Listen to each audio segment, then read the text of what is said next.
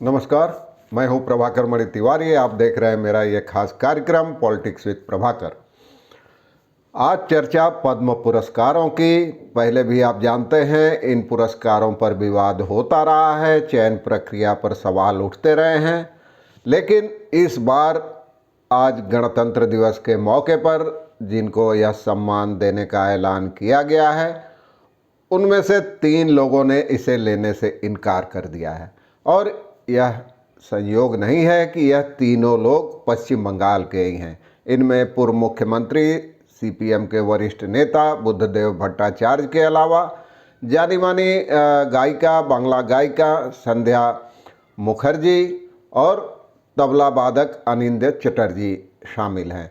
बुद्धदेव भट्टाचार्य को जहां पद्म भूषण सम्मान देने का ऐलान किया गया था, वहीं संध्या मुखर्जी और अनिंद्य चटर्जी को पद्मश्री देने का ऐलान किया गया था, लेकिन इन तीनों ने ऐलान के तुरंत बाद ही मना कर दिया इसे लेने से।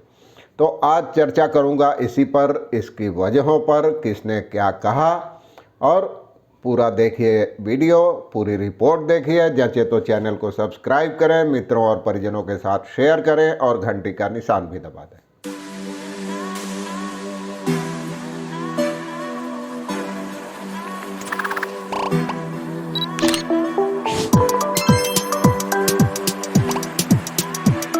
तो आपने अब तक तो ये जान ही लिया होगा कि इन तीनों ने पद्म सम्मान लेने से इनकार कर दिया है। मैं आज बताऊंगा कि आखिर इन्होंने क्यों इनकार किया और क्या कहा इन लोगों ने। सबसे पहले बात बुजुर्ग वामपंथी नेता और पश्चिम बंगाल के पूर्व मुख्यमंत्री बुद्धदेव भट्टाचार्य की। लंबे समय से उम्रजनित बीमारियों से जूझ रहे हैं, बिस्तर पे हैं बुद्धदेव भट्टाचार्य।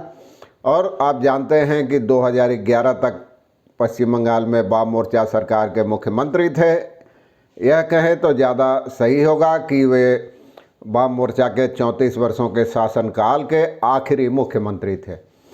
और पुरस्कारों का ऐलान के कुछ देर बाद ही बुद्धदेव ने अपने एक बयान में कहा कि पद्म भूषण पुरस्कार के बारे में मुझे कोई जानकारी नहीं है, मुझे किसी ने इस बारे में पहले नहीं बताया है। अगर मुझे पद्म भूषण पुरस्कार देने का ऐलान किया गया है तो मैं इसे लेने से इनकार करता हूं। और उनकी पत्नी मीरा भट्टाचार्य ने एक निजी टीवी चैनल से बातचीत में कहा, बुद्धदेव शारीरिक रूप से भले कमज़ोर हों, लेकिन जहां तक फैसले लेने की बात है वे मानसिक रूप से पहले की तरह ही मजबूत हैं। इसलिए उन्होंने इस पुरस्कार को नहीं लेने का फैसला किया है। जैसा कि मैंने आपको बताया, जानी मानी गायिका संध्या मुखर्जी और तबला वादक अनिंद्य चटर्जी ने भी पद्मश्री पुरस्कार लेने से मना कर दिया है।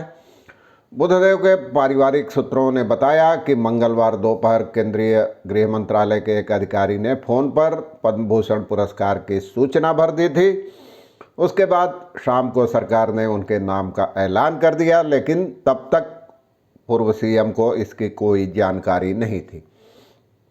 इस बारे में जानकारी मिलते ही उन्होंने पुरस्कार नहीं लेने का फैसला किया और बुद्धदेव को राजनीति में योगदान के लिए यह सम्मान दिया गया था।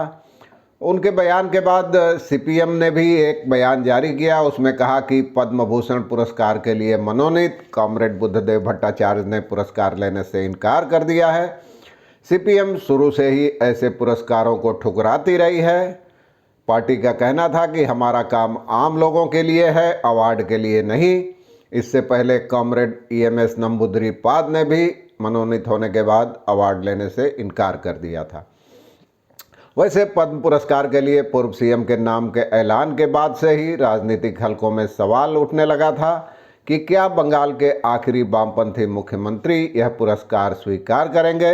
इस पर तरह तरह की अटकलें लगाई जा रही थी। पूछा जा रहा था कि क्या बुद्धदेव आजीवन जिस भाजपा के कथित खतरे के प्रति बंगाल के लोगों को आगाह करते रहे, उसका दिया सम्मान वह स्वीकार करेंगे।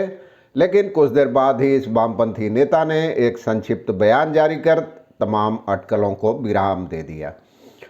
सीपीएम की केंद्रीय समिति के सदस्य सुजन चक्रवर्ती ने कहा कि वामपंथी अवार्ड के लिए काम नहीं करते। उनका कहना था कि यूपीए सरकार के दौरान भी पश्चिम बंगाल के पूर्व मुख्यमंत्री ज्योति बसु को भारत रत्न देने की पेशकश की गई थी, लेकिन पार्टी ने तब भी इसे लेने से इनकार कर दिया था। बुद्धदेव ने भी पार्टी लाइन के अनुरूप ही इसे लेने से मना कर दिया है। और बुद्धदेव के परिजनों का कहना है कि दिल्ली से लैंडलाइन पर जो फ़ोन आया था उसमें बस पुरस्कार देने की बात कही गई थी और फ़ोन काट दिया गया। यह फ़ोन किसी और ने उठाया था, क्योंकि अपने स्वास्थ्य के कारण बुद्धदेव फ़ोन नहीं उठाते, किसी से बातचीत भी नहीं करते। परंपरा के मुताबिक पुरस्कार के लिए नाम का ऐलान करने से पहले उनकी सहमति भी नहीं ली गई।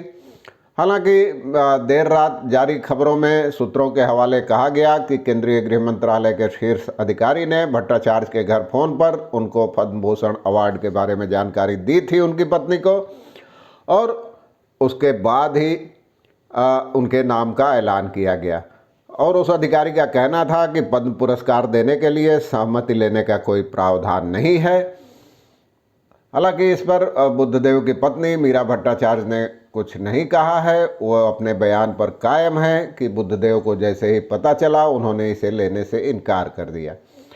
सीपीएम नेता सीताराम येचुरी ने भी अपने एक ट्वीट में कहा कि बुद्धदेव के बयान को हवाला दिया और कहा कि पार्टी के पूर्व पोलित ब्यूरो सदस्य और पूर्व सीएम बुद्धदेव भट्टाचार्य ने पद्म भूषण पुरस्कार के ऐलान पर यह टिप्पणी की है। बीजेपी के राष्ट्रीय उपाध्यक्ष दिलीप घोष, आप जानते हैं, पहले प्रदेश अध्यक्ष रह चुके हैं हाल तक। उनका कहना था कि पद्म पुरस्कार स्वीकार नहीं करना बुद्धदेव का निजी फैसला है। देश ने उनको सम्मानित करने का फैसला किया था। अब यह फैसला उनको करना है कि वे इसे स्वीकार करना चाहते हैं या नहीं। दूसरी ओर तृणमूल कांग्रेस ने दावा किया है कि बुद्धदेव भट्टाचार्य को पद्म सम्मान देने के फैसले से सीपीएम और बीजेपी की मिलीभगत का खुलासा हो गया है। पार्टी महासचिव कुणाल घोष का कहना था कि बुद्धदेव को नंदीग्राम और सिंगूर में जबरन जमीन अधिग्रहण के लिए ही याद रखा जाएगा, लेकिन उनको पद्म सम्मान देने के फैसले से बंगाल में सीपीएम और बीजेपी की मिलीभगत का खुलासा हो गया है। दूसरी ओर जानी मानी गायिका संध्या मुखर्जी से फ़ोन पर उनकी सहमति मांगी गई थी पद्मश्री अवार्ड के लिए, लेकिन उन्होंने सहमति नहीं दी। संध्या ने कहा कि कोई इस तरह पद्मश्री देता है क्या उनको मेरे बारे में कोई जानकारी नहीं है। 90 वर्ष की उम्र में मुझे पद्मश्री लेना होगा। अब कलाकारों की कोई इज्जत ही नहीं बची है। आपको बता दूं, वर्ष 1971 में जय जयंती और निशी पद्म फिल्मों में अपने गीतों की वजह से श्रेष्ठ गायिका का पुरस्कार जीतने वाली, राष्ट्रीय पुरस्कार जीतने वाली संध्या को वर्ष 2011 में राज्य सरकार ने अपने सबसे बड़े बंग विभूषण सम्मान से सम्मानित किया था। संध्या कहती है कि मैंने हिंदी में फ़ोन पर 2 टूक बता दिया कि मुझे पद्मश्री की कोई ज़रूरत नहीं है, श्रोता ही मेरे लिए सब कुछ है। तबला वादक पंडित अनिंद चटर्जी ने भी पद्मश्री पुरस्कार लेने से इनकार कर दिया है। उन्होंने पत्रकारों से बातचीत में कहा, अब इस उम्र में पद्मश्री मिलना सम्मानजनक नहीं है। मुझे बहुत पहले ही है पुरस्कार मिलना चाहिए था। साफ है कि अब 70 उम्र के 7वें दशक में पद्म पुरस्कारों के सबसे निचले पायदान पर स्थित पद्मश्री उनको अपमानजनक लगता है। तो यह तीनों महानुभाव, तीनों लोग बंगाल के थे जिन्होंने केंद्र की बीजेपी की अगुवाई वाली सरकार से पद्म पुरस्कार लेने से इनकार कर दिया है। हालांकि पहले भी ऐसी घटनाएं होती रही हैं, ऐसी कई मिसाल हैं जब ऐलान के बाद लोगों ने पद्म पुरस्कार लेने से मना कर दिया था। तो आज के लिए बस इतना ही। एक बार फिर आपसे अनुरोध, चैनल को सब्सक्राइब करें, मित्रों और परिजनों के साथ शेयर करें और घंटी का निशान भी दबा दें। देखते रहें ऐसी ही खबरों के लिए। धन्यवाद, नमस्कार।